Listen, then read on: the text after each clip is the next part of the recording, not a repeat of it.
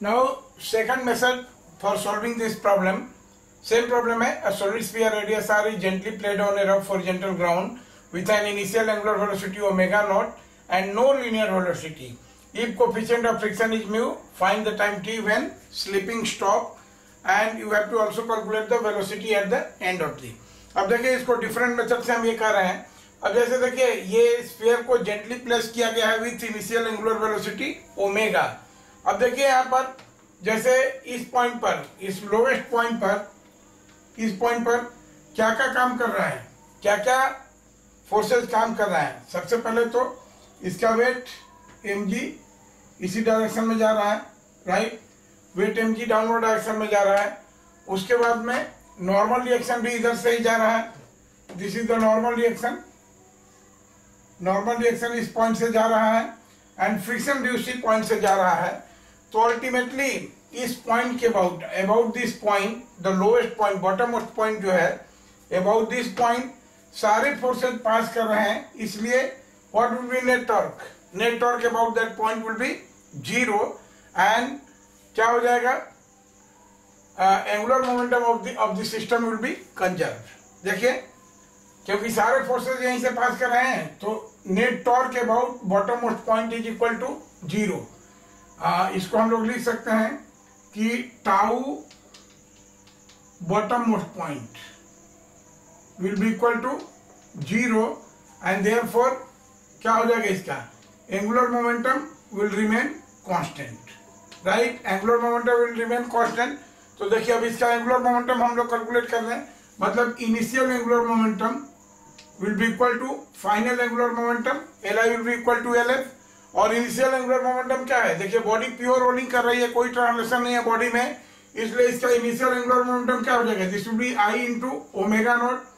और finally T time के बाद जब स्लीपिंग स्टॉप होता है, यानी बॉडी प्योर रोलिंग जब करती है, तो उस समय बॉडी ट्रांसलेट भी कर रही होती है और रोटेट भी कर रही होती है. तो उस समय इसका क्या हो गया? Suppose at that moment of time, यानी after time t when pure rolling start, अगर इसकी एंगुलर वेलोसिटी ओमेगा है, फाइनली इसकी एंगुलर वेलोसिटी अगर ओमेगा है, राइट, और लीनियर वेलोसिटी अगर उस समय इसकी v है, आफ्टर टाइम टी इसकी एंगुलर वेलोसिटी ओमेगा है और लीनियर वेलोसिटी v है, तो क्या हो जाएगा? Final angular momentum this will B I into omega plus linear momentum m into v r into m into v. This will be the total angular momentum, right. और ये कब हो रहा है? ये हो रहा है टी टाइम के बाद में, राइट. तो this will be equal to how much? देखिए I नॉट ओमेगा स्फीयर है, तो this is 2/5 mr square into omega not will be equal to 2/5 mr square into omega. और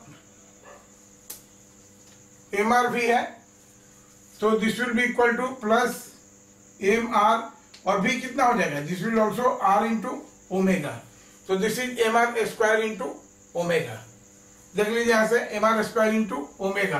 तो अगर mr स्क्वायर तीनों टर्म में कैंसिल कर देंगे तो यहाँ क्या हो जाएगा? This will be equal to 2/5 omega not will be equal to 2/5 omega plus ये कितना हो जाएगा? ओमेगा. mr स्क्वायर तो कैंसिल हो गया, तो this will be equal to how much? और 2 दिस विल बी, देखिए इसको ये करेंगे तो कितना हो जाएगा? 5 to 7/5. तो this will be equal to 7/5 omega and here it is 2/5 omega naught. Therefore omega कितना हो जाएगा? Omega will be equal to 5 से 5 कैंसिल हो गया. This is equal to 2/7 omega naught. Omega will be equal to 2/7 omega naught. ये final velocity हमारा हो गया, राइट. और v कितना हो जाए? अब देखिए यहाँ से हम टाइम कैलकुलेट कर सकते हैं, यहाँ से हम टाइम कैलकुलेट कर सकते हैं. एक्चुअली हमको फाइनल निकालना है, तो v will be equal to r omega naught. तो v कितना हो जाएगा? v will be equal to 2/7 times of r omega naught. Now this will be the v. अब देखिए यहां से हम टाइम कैलकुलेट कर सकते हैं। टाइम कितना होगा, देखिए